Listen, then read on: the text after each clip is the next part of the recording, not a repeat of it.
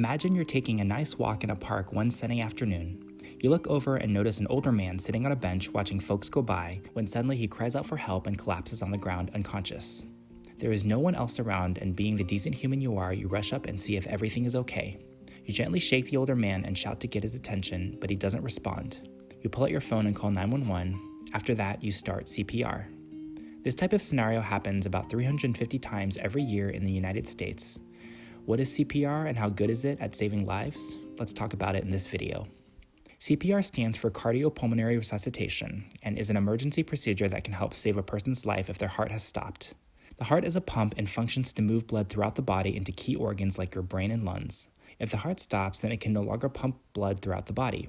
Without blood bringing necessary oxygen to your organs, death can occur in only a few minutes. CPR is used when there's concern that a person's heart may have stopped, and its goal is to mimic how the heart pumps blood.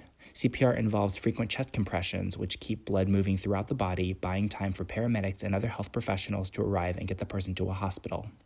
Not everyone gets the same chance at CPR. We know that some people are less likely to receive CPR in the first place, including women and people in low-income Black and Hispanic neighborhoods compared to those who live in high-income white neighborhoods. So how does survival look after CPR? In short, it doesn't look that great, but it's a ton better than without CPR. In one large Swedish study on 30,000 cases of cardiac arrest, the survival with CPR was about 10%. As a doctor practicing medicine for the last 10 years, that's about what I would expect for patients who have a cardiac arrest outside the hospital. While 10% sounds low, in the same study they also looked at survival after cardiac arrest without CPR and found that only about 4% of those patients survived. That means while patients who need CPR already have poor baseline survival chances, doing CPR increases the chances of someone surviving by 2.5 times. It's interesting to compare those who survive CPR in real life with how CPR outcomes are portrayed on TV. I found this old paper published in 1996 about the miracles and misinformation about CPR on TV. The authors looked at 60 episodes of CPR across 3 shows, ER, Chicago Hope, and Rescue 911, and found that between 64 to 100% of people survived. Rescue 911 was the best, with 100% of people surviving CPR. So I guess if you're going to have a cardiac arrest, try to have one near the doctors on that show.